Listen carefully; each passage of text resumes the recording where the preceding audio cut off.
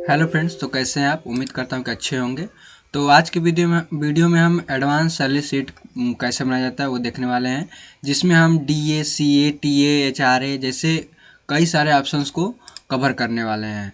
तो ये वीडियो आपके लिए काफ़ी खास होने वाला है, क्योंकि कहीं भी अगर आप अकाउंटेंट जॉब के लिए जाते हैं तो वहाँ पे सैलरी शीट जैसे कई सारे ऑप्शंस दिए होते हैं, जैसे कि DA, CA, TA, HRA, ESI, PF, जैसे कई सारे और भी ऑप्शन होते हैं जिनको आपको दिया जाता है कि आपको ये करना ही है। तो अगर आपको ये सैलरी शीट बनाने आती है, अगर आप इसको एडवांस तरीके से सीख लेते हैं तो आप कहीं भी जॉब के लिए आसानी से जा सकते हैं। कई सारे इंटरव्यू में भी अगर आप जाते हैं क्रैक करने इंटरव्यू, तो वहाँ पर भी कई सारे ऑप्शंस रिलेटेड सैलरी शीट से ही पूछे जाते हैं।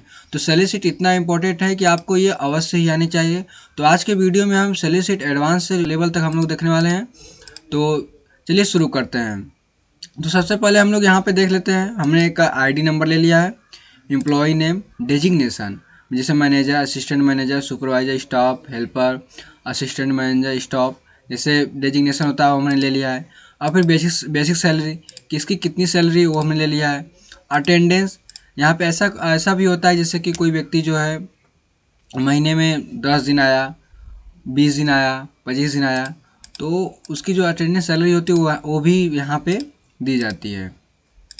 तो यहाँ पे अटेंडेंस अटेंडेंस को भी अटेंडेंस बेसिस पे ही उसको सैलरी दी जाएगी। साथ ही यहाँ पे उसको ओवर टाइम भी होता है, जैसे कि ओवर टाइम भी अगर कोई व्यक्ति जिस कंपनी है जो कहते हैं कि कुछ टाइम ओवर टाइम भी कर लीजिए, तो या फिर आपका मन है ओवर टाइम करने का, आपको वर्क दिया गया है तो आप ओवर टाइम करते भी हैं, तो उसकी भी सैलरी आपको दी जाती है। तो यहाँ पे ओवर टाइम सैलरी, यहाँ पे ओवर टाइम इन हावर्स में ही करेंगे आप। और ओवर टाइम सैलरी यहाँ पे ओवर टाइम सैलरी के लिए है। और डीए, सीए, टीए, एचआरए हम इसको काफ़ी विस्तार से देखेंगे, आगे डिटेल्स में इसके बारे में जानेंगे कि ये क्या होता है, किस तरह से इसको काटा जाता है, और क्या किस तरह से कि ये क्या क्या होते हैं। ठीक है जी। तो चलिए सबसे पहले हम देखते हैं सैलरी ऑफ वर्किंग डेज। तो यहाँ पे ये बेसिक सैलरी है जो आपको दी जाएगी मंथली में। और प्लस आपने यहाँ अटेंडेंस दिया है कि आपने महीने में कितने दिन अटेंडेंस दी है। ठीक है जी। तो यहाँ पे हम लोग सबसे पहले आते हैं तो इक्वल करेंगे, और जो ये हमारी सैलरी है तो आप देख रहे हैं ये जो हमारी मंथली है, ठीक है जी, मंथ में। तो मंथ में यहाँ पे इसको एक दिन की सैलरी करेंगे। तो आपको पता ही है कि जब भी कोई चीज़ जैसे कि है, जैसे एक दर्जन केले के दाम 10 रुपये है, तो एक दर्जन केले का दाम एक केले का दाम कितना होगा, तो आपको एक दर्जन केले के दाम में से उसको डिवाइड करना पड़ेगा। ठीक है जी। तो देखिए यहाँ पे हमारा इतना है, क्योंकि ये मंथली सैलरी है तो इसको हम सिलेक्ट करेंगे, स्लैश स्लैश करेंगे, और हमारा मंथली में 30 दिन होता है तो 30 डेज कर देंगे। तो हमारी ये जो है एक दिन की सैलरी आ जाएगी। अब उसको हम मल्टीप्लाई कर देंगे, मल्टीप्लाई 28 डेज। ठीक है जी। आप समझ रहे होंगे कि एक बार और समझ लीजिए, आपकी ये मंथली सैलरी है और ये पर डे की आपका अटेंडेंस है। तो आप क्या करेंगे, मंथली सैलरी को एक दिन में कन्वर्ट करेंगे। तो मंथली सैलरी स्लैश आपको 30, एक महीने में 30 डेज होते हैं, वही मान लिया जाता है, तो 30 डेज मल्टीप्लाई, अब आपका जो डेज है जितने दिन आपने अटेंडेंस दिया उसके हिसाब से आप उसको मल्टीप्लाई कर देंगे, इंटर करेंगे, और इसको यहाँ से इसको ड्रैग कर देंगे। आपका देखिए ये जो सैलरी ऑफ वर्किंग डेज है वो आपका आ गया है। अब आपने ओवर टाइम भी किया है, जैसे कि आपने एक महीने में 28 दिन इन्होंने किया है, राहुल और अमन ने 14 घंटे किया है, रोहित ने 25 घंटे किया है।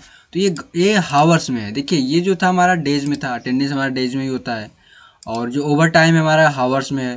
तो अब इसको भी हमें हावर्स में कन्वर्ट करना पड़ेगा। ठीक है जी। तो ओवर टाइम सैलरी यहाँ पर आपको हावर्स में इसको कन्वर्ट करना पड़ेगा। तो आप लोग क्या करेंगे, यहाँ पे इक्वल करेंगे, जो आपकी ये बेसिक सैलरी है उसको स्लैश कर देंगे 30 से, तो ये आपका एक दिन की सैलरी आ गई। ठीक है जी।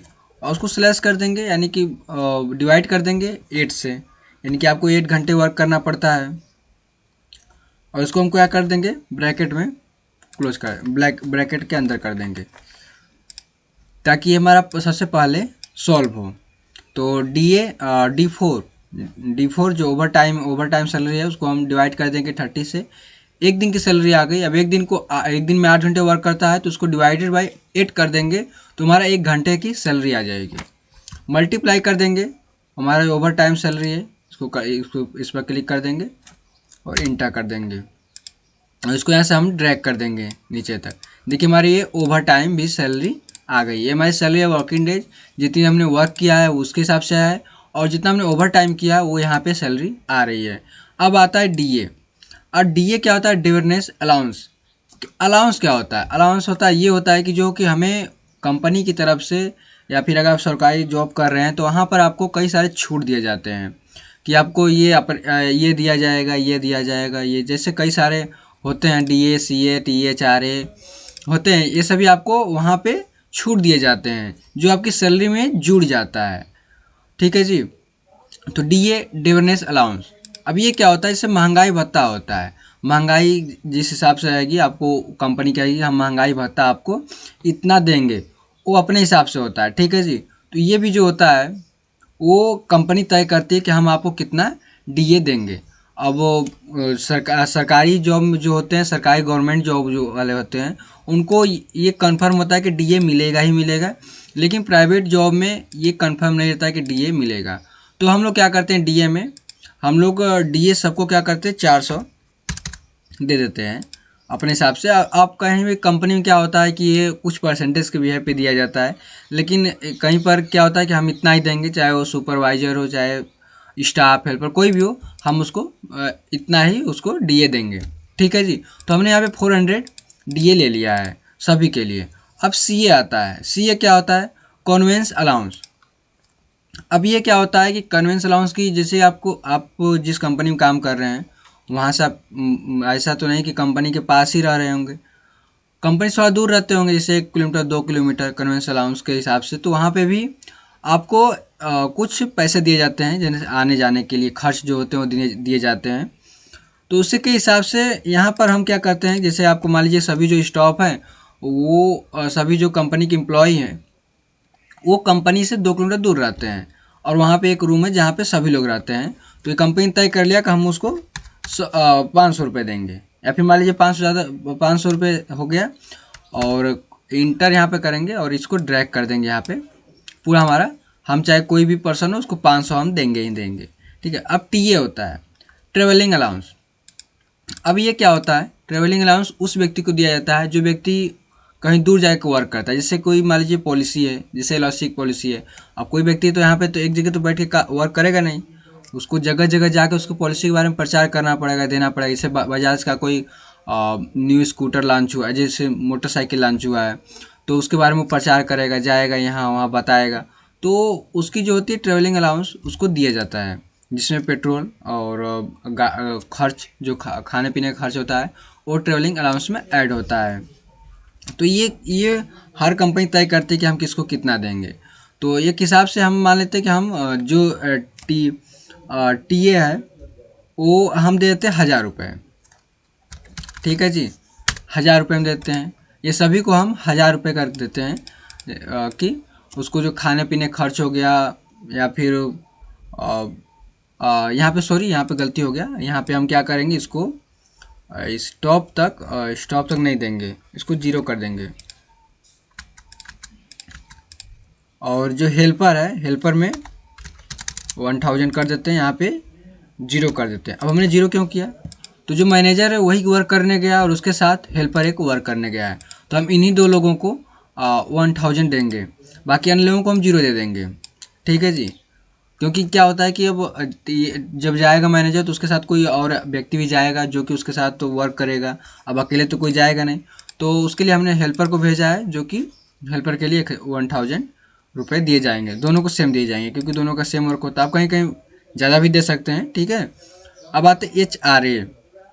HRA का क्या होता है? House rent allowance. अब ये भी कंपनी की तरफ से दिया जाता है, और जो होता है कि जो प्राइवेट गवर्नमेंट जॉब होते हैं उनको भी ये अवश्य दिया जाता है, हाउस रेंट अलाउंस। जहाँ पे आप रहते हैं, आप नाम से समझ में आ रहा है हाउस रेंट अलाउंस, यानी कि आप जहाँ पे रहते हैं उसका एक अलाउंस, यानी कि उसका भी एक छूट दिया जाएगा। तो हमने 80% यहाँ पे लिखा है, तो आपको ये सैलरी पर 80% तक दिया जाएगा। ठीक है जी।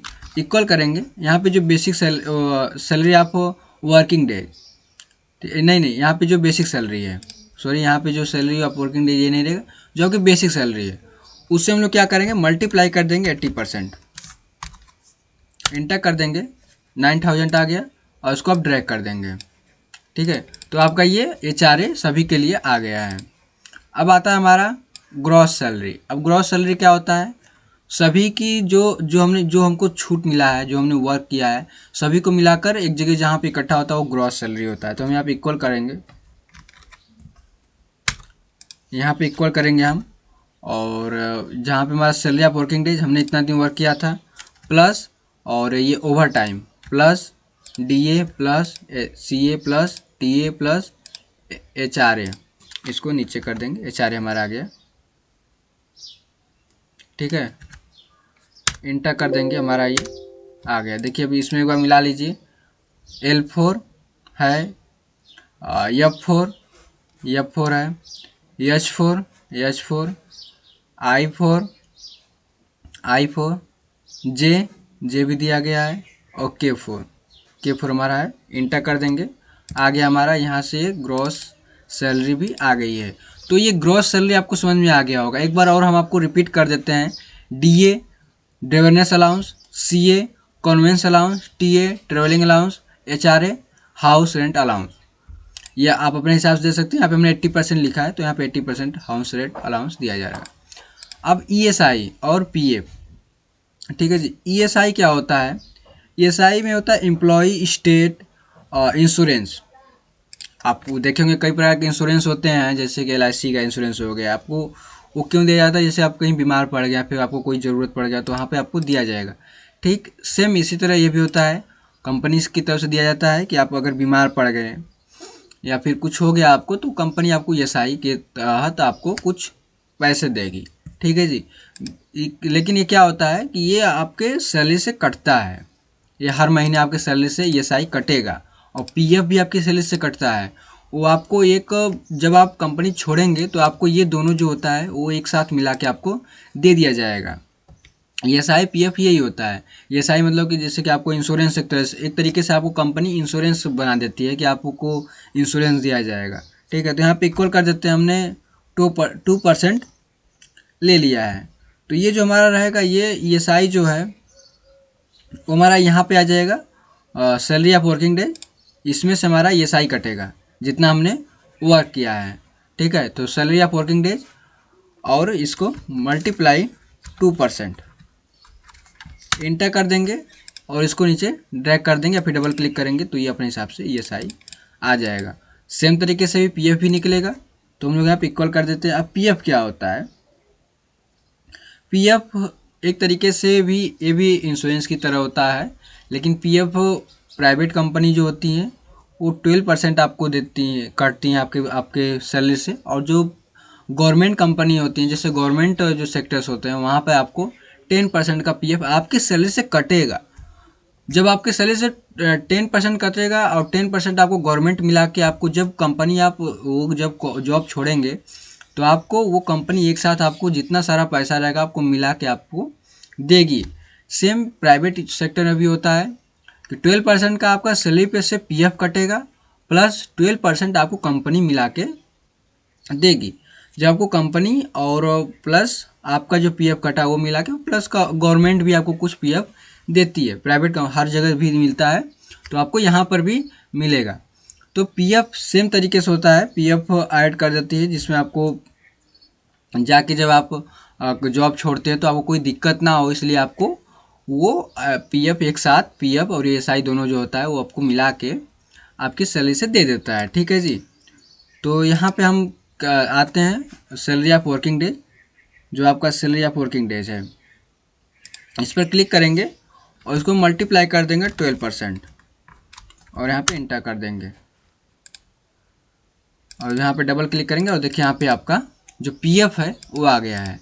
अब बात आती है कि हमें इन हैंड सैलरी, यानी कि हमें अब कितनी सैलरी मिलेगी। ये हमारा जो था attendance, salary of working days, over time salary जितना तो साथ था सब, वो अब हम मिला के एक जगह बताएंगे कि आपको कितना सैलरी मिलेगा। तो ये जो है आप देख रहे हैं ESI और PF, ये दोनों आपके सैलरी से कटेगा। अब ऐसा नहीं कटेगा तो आपको मिलेगा नहीं, मिलेगा, लेकिन जब आप जॉब छोड़ेंगे, जो आप उस जॉब को छोड़ देंगे तो आपको वो मिला के एक जगह से आपको दे दिया जाएगा। ठीक है जी। तो यहाँ पे इक्वल करेंगे। अब आपकी जाहिर सी बात है, जितना दिन करेंगे कोई बात नहीं है, जितना दिन करेंगे उससे उसको हमसे कटता जाएगा आपके सैलरी से और आपको मिलेगा। और उसमें कुछ कंपनी और गवर्नमेंट मिला देती है कुछ पैसे और आपको दे देती है। ठीक है जी। यहाँ पे इक्वल करेंगे और ग्रॉस सैलरी, या हमने पूरा यहाँ पे ऐड करके ग्रॉस सैलरी यहाँ पे निकाला है और माइनस कर देंगे। माइनस हमारा ESI माइनस PF। ठीक है जी। यहाँ पे इंटर कर देंगे। देखिए हमें इतनी सैलरी दी जाएगी। ठीक है, ये हमारी सैलरी शीट थी जो एडवांस लेवल की थी, जिसमें हमने एक एक चीज़ों को कवर किया है ताकि आपको वो अच्छे तरीके से समझ में आ जाए, क्योंकि सैलरी शीट काफ़ी ज़्यादा इंपॉर्टेंट होती है। तो आगे आने वाले वीडियो में हम अटेंडेंस शीट तैयार करेंगे। तो अगर आपको अटेंडेंस शीट भी सीखना है तो आप वीडियो पर बने रहिएगा, क्योंकि अटेंडेंस शीट, सैलरी शीट और मार्कशीट जो होता है, ये सभी चीज़ें काफ़ी ज़्यादा आपको एक्सेल में एडवांस लेवल की चीज़ें सिखाती हैं। तो उम्मीद करता हूँ कि आपको वो ज़रूर से ज़रूर सीखना चाहिए और आप सीखेंगे भी, क्योंकि जब तक आप सीखेंगे नहीं तब तक आप एक्सेल में आगे नहीं बढ़ पाएंगे। ठीक है जी। तो हमारी सैलरी शीट थी। आपको यहाँ पे क्या चीज़ नहीं समझ में आया आप कमेंट में ज़रूर बताइएगा, और हम क्या इसमें सुधार कर सकते थे ये भी आप कमेंट में बताइएगा, ताकि हम आने वाले वीडियो में अपने तरीकों के बढ़ाने में तरीके से सुधार करें और आपको अच्छे तरीके से बताएं कि किस तरीके से क्या चीज़ें होती हैं, क्योंकि एक्सेल में सीखना काफ़ी ज़रूरी होता है। ठीक है जी।